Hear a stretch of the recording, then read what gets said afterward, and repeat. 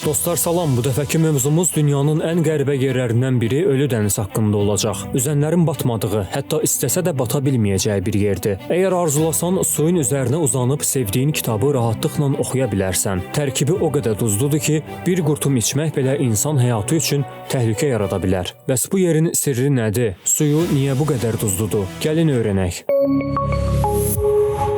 Əslində Ölü dəniz qapalı bir su hövzəsidir, yəni göldür. Dünyanın ən aşağı nöqtəsində İsrail, İordaniya və Fələstin sərhədində yerləşir. Bura Yarmuk və İordan kimi duzlu çaylar su gətirsə də heç bir çıxışı yoxdur. Yəni su axıb başqa yerə gedə bilmir. Günəşin təsiri ilə buxarlanır, amma duz və minerallar burada qalır. Min illərdir davam edən bu proses nəticəsində suyun tərkibinə adi okeandakından 10 qat daha çox duz yığılıb.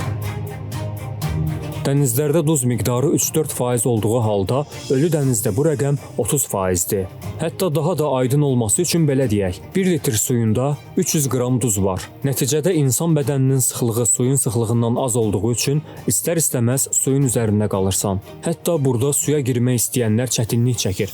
Çünki su sizi avtomatik itələyir. Dibində isə duz kristalları var. Yəni digər dənizlərdə olduğu kimi qayalardan, daşlardan yox, duz qatından ibarətdir. Bu qədər duzlu su insan dərisinə ciddi təsir edə bilər. Əgər bədənində kiçik də olsa yara varsa, girən kimi güclü yanma hiss eləyəsən. Bəs yaxşı, bu sudan içsək başımıza nə gələ bilər?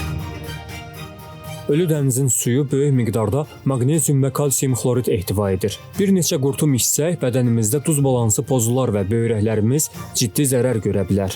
Hətta səhvən çox az miqdarda içsəz belə dərhal həkimə getmək tövsiyə olunur. Qonaqlara öncədən suyun gözlərə və ağza düşməməsi ilə bağlı xəbərdarlıq edirlər. Ölü dənizin suyunda fasiləsiz olaraq 20 dəqiqədən çox qalmaq məsləhət deyil. Bundan sonra içməli su ilə yaxalanmaq lazımdır. Çimərlik ərazisində xüsusi duşlar quraşdırılıb. Bir qədər fasilədən sonra yenidən dənizdə istirahəti davam etdirmək olar. Ancaq düşünməyin ki, Ölü dənizin heç bir faydası yoxdur. Min illərdir insanlar müalicəvi xüsusiyyətlərinə görə şəfa tapmaq üçün bura gəlirlər. Dünyadakı ilk sağlamlıq kurortlarından biri sayılır. Palçıq və duzlu sularında 22 müxtəlif mineral var ki, onlardan 12-sinə başqa heç bir su hövzəsində rast gəlinmir. Bədənini, zehnini gəncləşdirmək, gümrahlaşmaq üçün bura xeyli sayda insan gəlir. Tədqiqatlar sübut eləyir ki, Ölü dənizin minerallarla zəngin duzlu suyu sədəf xəstəliyinin müalicəsi üçün çox xeyirlidir. Həm də dərini qidalandıraraq onu nəmləndirir, parlaqlıq qatır. Bundan başqa bir sıra dəri xəstəliklərinin, həmçinin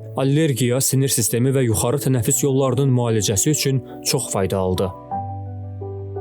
Ölü dənizin palçığı haqqında da çox maraqlı məlumatlar var. Belə ki, buradakı palçıqdan hər kəsin müəyyən miqdarda götürməsinə icazə verilir. Plastilin kimi elastikliyi var. Həm kosmetik, həm də müalicəvi məqsədlər üçün bədənə və üzə yaxırlar. Əgər sizdə eksema, dermatit, dəmirov və başqa cür dəri xəstəlikləri varsa, bu palçıqdan istifadə etmək tövsiyə edilir. Bir qədər gözləyəndən sonra yumaq kifayətdir. Bəs görəsən faydalı olmasına baxmayaraq buranı niyə Ölü dəniz adlandırırlar?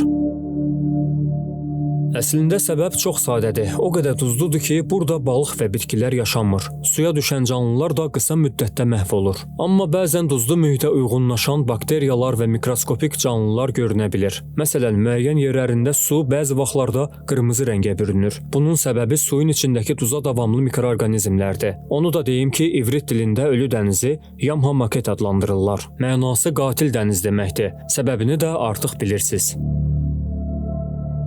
Bundan başqa onu həm də Lut gölü adlandırırlar. Nə üçün belə olduğunu isə daha sonra sizə izah edəcəm. Uzaqdan baxanda Ölü dənizdə buz parçalarına bənzəyən cisimlər gözə çarpır. Əslində bunlar kristallaşmış duz qayalarıdır. Suyun səviyyəsi azaldıqda bu cür maraqlı duz formaları tez-tez gözə görünür. İllər ərzində formalaşıb qeyri-adi görünüş alan bu duz qayaları hər kəsin xüsusi marağına səbəb olur.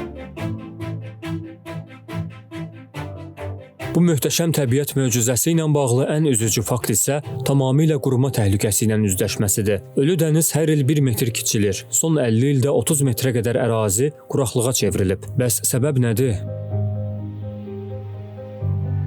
Ətraf çaylardan gələn suyun miqdarı azalır, çünki kənd təsərrüfatı və sənaye üçün istifadə olunur. Əgər bu proses davam etsə, təxminən 50-100 il ərzində Ölü dəniz tamamilə yox ola bilər. Hətta bir vaxtlar sahildə tikilən otellərin ətrafı indi quraq bir əraziyə çevrilib. Bu görüntülər təhlükənin o qədər də uzaqda olmadığını gözlər önünə sərir.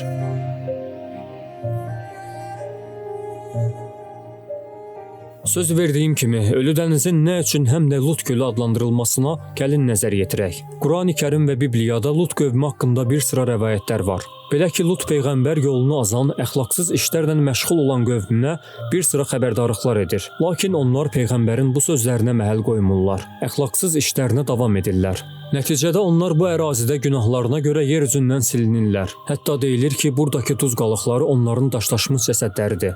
Həmin vaxt iman edənlərin geriyə baxmaması buyurulur. Lutun arvadı isə bu sözə məhəl qoymur. Nəticədə Bibliyada deyildiyinə görə o da duz sütununa çevrilir. Maraqlıdır ki, həqiqətən də Ölü dənizin sahillərində insana bənzəyən duz sütunları var.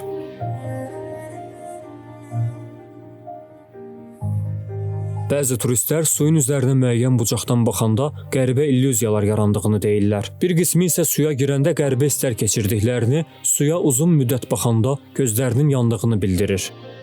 Gəldik əsas məsələyə. İsrail və İordaniya hər il Ölü dənizdən milyonlarla dollar qazanır. Ərazidə xeyli sayda kurort zonaları yaradılıb. Həm qeyri-adi görünüşü, həm də faydalı olmasına görə milyonlarla insan buranı ziyarət eləyir. Ölü dəniz xüsusən də İsrail üçün turizm cənnətidir. Bu məkandan ildə 500 milyon dollardan çox pul qazanır. Palçığını kosmetik məhsul, duzunu isə tibbi məqsədlər üçün satır. Ölü dənizin sadəcə turistik bir məkan olduğunu düşünməyin. Alimlər illərdir burada müxtəlif araşdırmalar aparırlar. Ölü dəniz böyük bir tektonik çökəklikdə yerləşir və buradakı proseslər yer qabığının təkamülünü anlamaqda mühüm rol oynayır. Ona görə də geoloqlar burada aktiv şəkildə çalışırlar. NASA alimləri Ölü dənizi Yupiterin peyki olan Avropa ilə müqayisə edirlər. Suyun yüksək duzluluq səviyyəsi və ekstremal mühit həyat formalarının hansı şəraitdə yaşaya biləcəyini öyrənmək üçün ideal bir yer sayılır. 2011-ci ildə NASA və bir qrup İsrailli alim Ölü dənizin dibində bir neçə yeni mikroorqanizm növü aşkarladı. Bənzər həyat formalarının Marsda və ya Avropanın duzlu okeanlarında da mövcud ola biləcəyi düşünülür. Partlayan çuxurlar da maraq doğurur. Belə ki, son illərdə Ölü dəniz sahillərində qəribə bir hadisə baş verir. Yerin altında nəhəng çuxurlar yaranır. İndiyə qədər 6000-dən çox belə çuxur qeydə alınıb və onların sayı artır. Bəzi çuxurların dərinliyi 20-30 metrə çatır. Alimlər bunun Ölü dənizin suyunun azalması ilə əlaqəli olduğunu bildirirlər. Bu çuxurlar sahildəki infrastruktura, otellərə və turizm mərkəzlərinə təhlükə yaradır. İsrail və İordaniya hökumətləri bu problemi həll etmək üçün elmi layihələrə vəsait ayırırlar. Ölü dənizin yox olma təhlükəsi ilə üzləşdiyini demişdim. Bəs bunun qarşısını almaq üçün hansı işlər görülür? Ən iddialı plan Qırmızı dənizdən Ölü dənizə su kanalının çəkilməsidir. Belə ki, bu suyun bir hissəsi Ölü dənizi dolduracaq, qalan hissəsi isə içməli suya çevriləcək. İsrail və İordaniya bu layihə üçün 10 milyard dollar investisiya qoyulmalı olduğunu bildirir. Lakin bəzi ekoloqlar bu ideyanın Ölü dənizin ekosistemini poza biləcəyindən ehtiyatlanırlar. Çünki Qırmızı dəniz suyunun tərkibi Ölü dənizin suyundan fərqlidir və suyun rəngini, kimyəvi tərkibini dəyişə bilər. Hələlik layihə icra mərhələsində deyil, lakin alimlər və siyasətçilər bunun üzərində ciddi müzakirələr aparırlar. Ölü dəniz haqqında həmçinin çox maraqlı tarixi faktlar da var. Qədim Yəhudi, Roma və Ərəb sivilizasiyaları buradan müxtəlif məqsədlər üçün duz çıxarırdı. Hətta qədim Misirlilər Ölü dənizin duzundan mumyalama prosesində istifadə edirdilər. Onlar duzun cəsədləri qorumaq xüsusiyyətinə malik olduğunu kəşf etmişdilər. Başqa bir maraqlı məlumat. Roma imperatoru Vespasianın ordusu da buralara qədər gəlib çıxıb. Yəhudi üsyanlarını yatıran Roma əsgərləri bu bölgədəki qalalarda mövqe tutmuşdular. Ölü dənizin yaxınlığında tapılan məşhur Qumran əlyazmaları burada qədim Yəhudi icmalarının yaşadığını sübut eləyir. Bu əlyazmalar eramızdan əvvəl 2-ci əsrə aiddir və tarixdəki ən qədim dini mətnlərdən biridir. Bəzi nəzəriyyələrə görə Ölü dənizin dibi həm də qədim insan məskənlərinin qalıqları ilə doludur. Lakin suyun həddindən artıq duzlu olması səbəbindən burada arxeoloji qazıntılar aparmaq çətindir. 1980-ci illərdə aparılan araşdırmalar göstərdi ki, Ölü dənizin alt qatlarında fərqli su təbəqələri var. Bu su layları min illər ərzində formalaşıb və içində qədim mikroorqanizmlər yaşayır. Ölü dəniz bənzəri olmayan yerlərdən biridir. Həm elmi cəhətdən maraqlı, həm də turistlər üçün cəlbedici məkandır. Amma eyni zamanda böyük ekoloji problemlərlə üz-üzədir. Bəs sizcə Ölü dənizi qorumaq mümkün olacaq? Bu yerə getmək istəyərdiniz? Fikirlərinizi şərhlərdə yazın. Belə videoların davamı üçün kanala abunə olub bəyənməyi də unutmayın.